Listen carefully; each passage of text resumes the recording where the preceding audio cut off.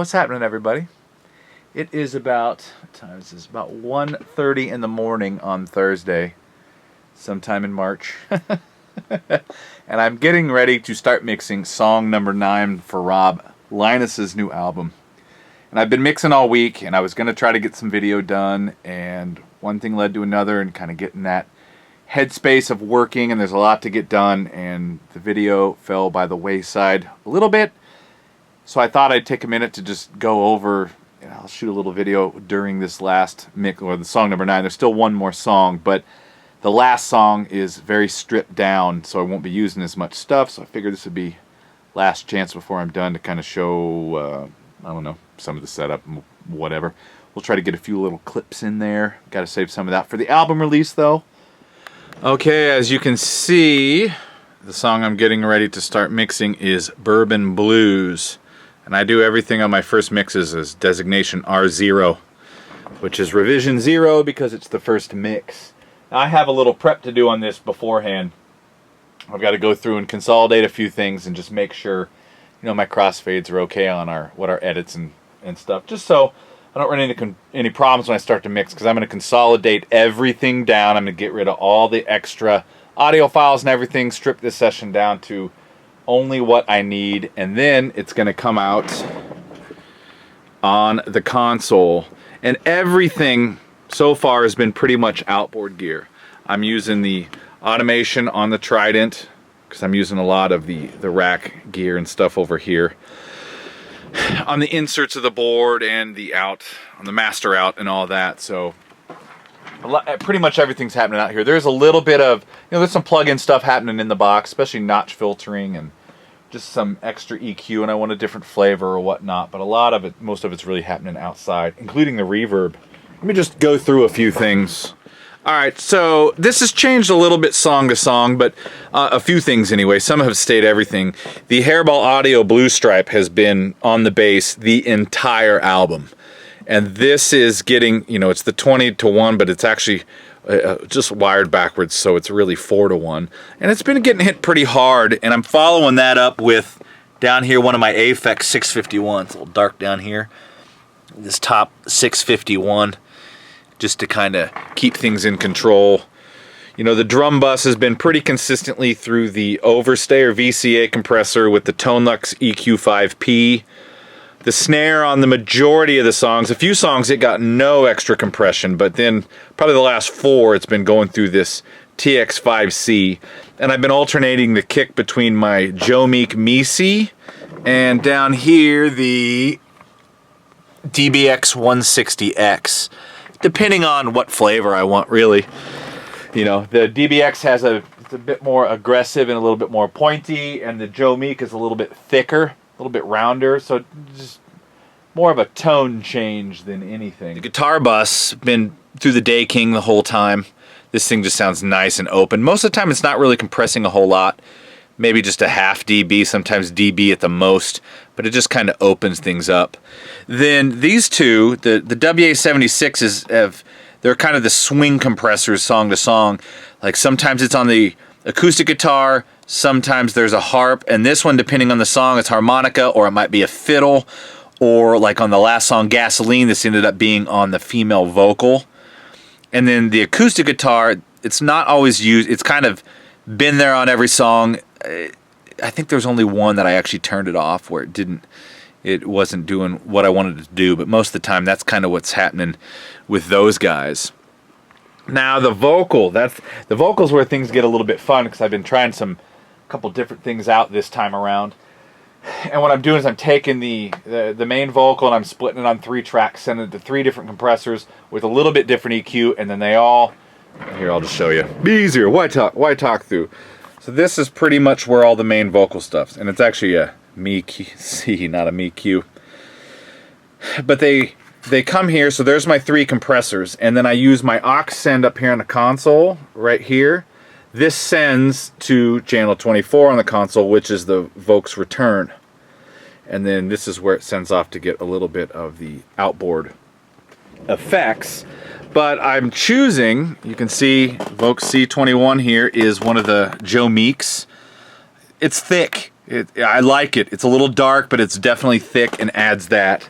I'm also using the... Man, sorry, it's all a little bit dark, but, you know, we'll deal with it. The Comp 54, and this one, let me kind of see if I can zoom in. It's like, it's a 6-to-1 and the attack is a 2, and I'm hitting it pretty hard. I love the mid-range of that compressor. It's just got a cool forward mid, so I'm letting that one be kind of aggressive. And then the third one is the, you can see sitting under the Hairball audio here, is the Rupert Neve 5043, and that one's the most open of the three. And then what I can do over here is I can blend the three different together to taste. It can change even section to section if I like it. A lot of the times on this album it's worked out to where I've kind of picked the overall sound, and let's say it's the exciting one. See, automation's on. Woohoo!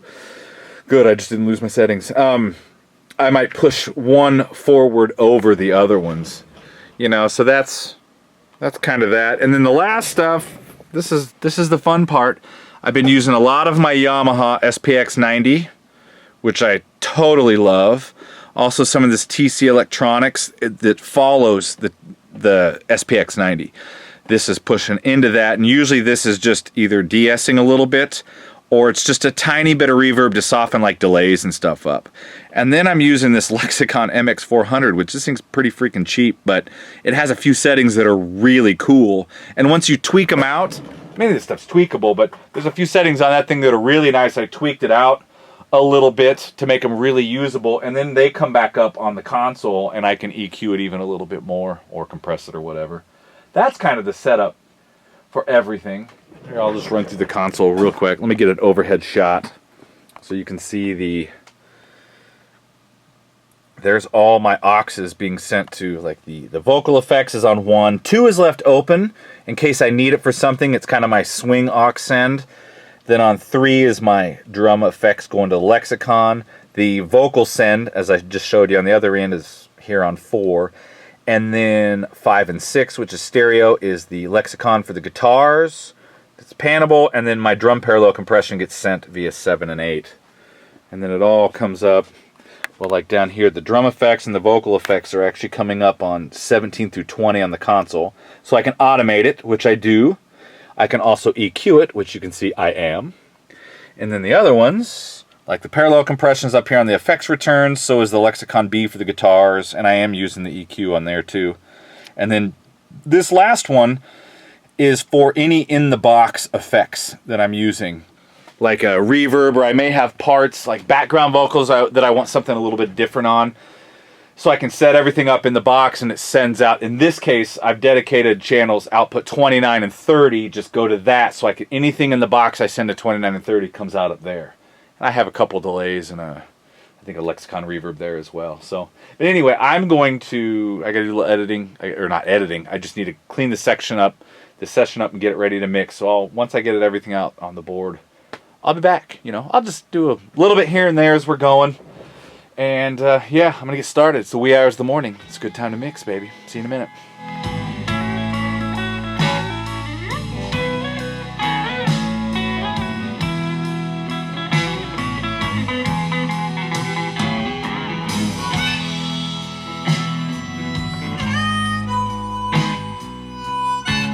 All right, everything is set up. I have the session all dialed in, ready to start putting up on the console and start doing some work. But first, let's look at the environment.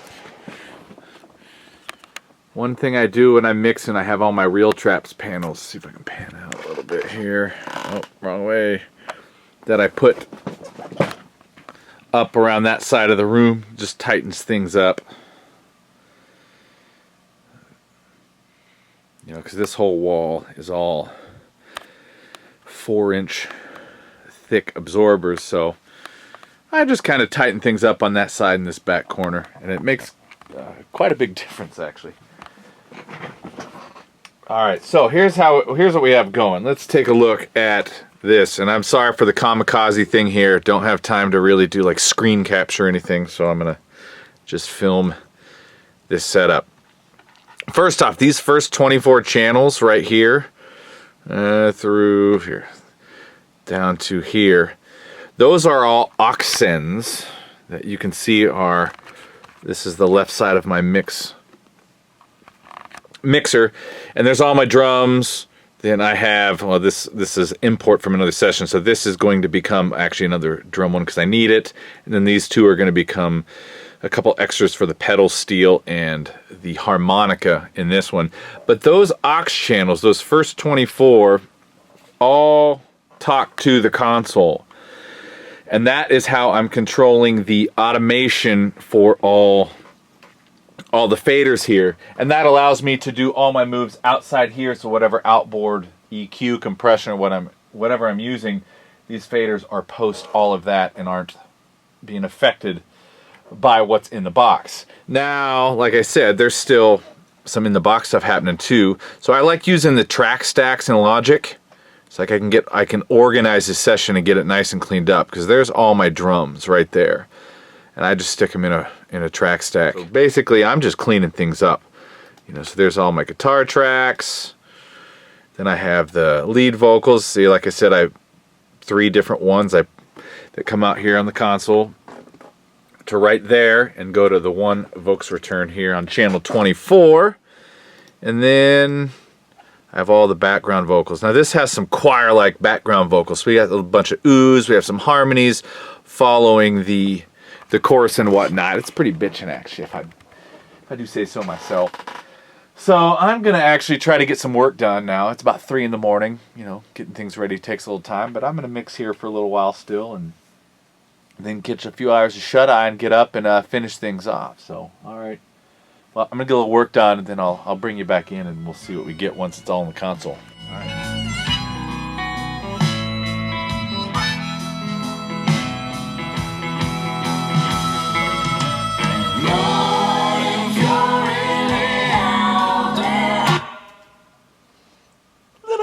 Helps a lot. Alright, so things are coming along pretty well so far. I think I'm actually getting pretty close. We have the end of the song. We have this kind of female choir-like section on the last chorus that I'm just trying to get some blends going with now.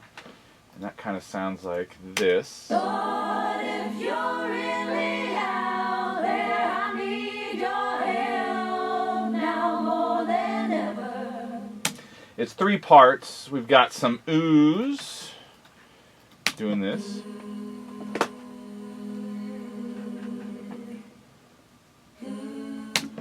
Then our first voice. Lord, if you're really out. And then she also does a high one at the end of the chorus, and Alexx Calise sang on it. Lord, if you're really out there. And my good friend Tita. Lord, if you're really out there. And they each did multiple parts. What I'm trying to do now is just figure out what I want to jump out. And kind of the blend of it, so it sits under Rob, but it still makes the last chorus kind of come up and feel big, because it's kind of a mellow tune. You know, so we're taking it to church, so to speak.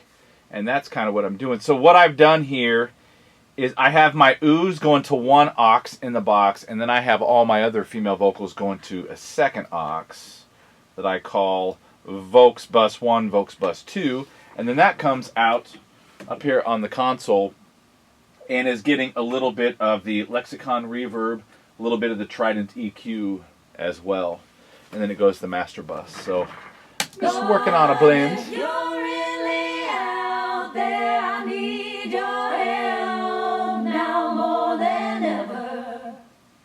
I got an itch I can't scratch, my life's turned to ash in the fire of the bullet Bourbon Blues. And that kind of sounds like all together. I haven't quite settled on my levels for this yet, but here's an idea anyway. Lord, if you're really out there, I need your help now more than ever. I got an itch I can't scratch, my life's turned to ash in the fire of the bullet Bourbon Blues. In the fire of the bullet Bourbon Blues. Anyway, that's kind of the basic idea, so I'm going to continue kind of dialing this in a little bit before I do some final run-throughs and maybe do a little bit of automation on the board. So yeah, that's that. Plugging along, having a lot of fun on this one, man. I'm digging this tune.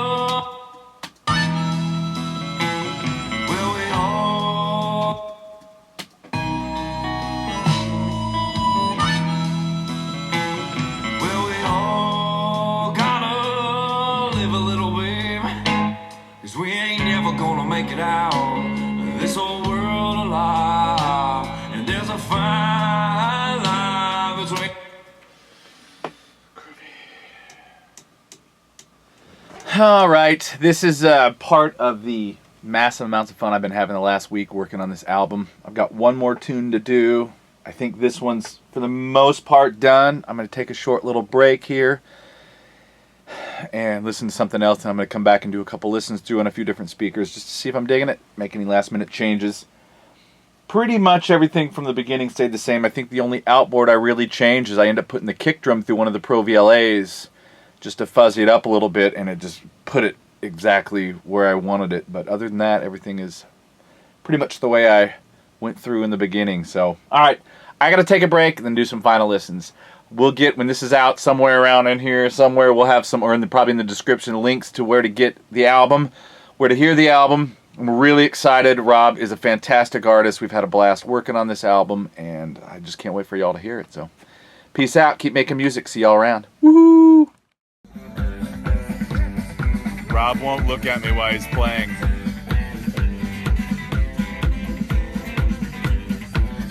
He's mad at me.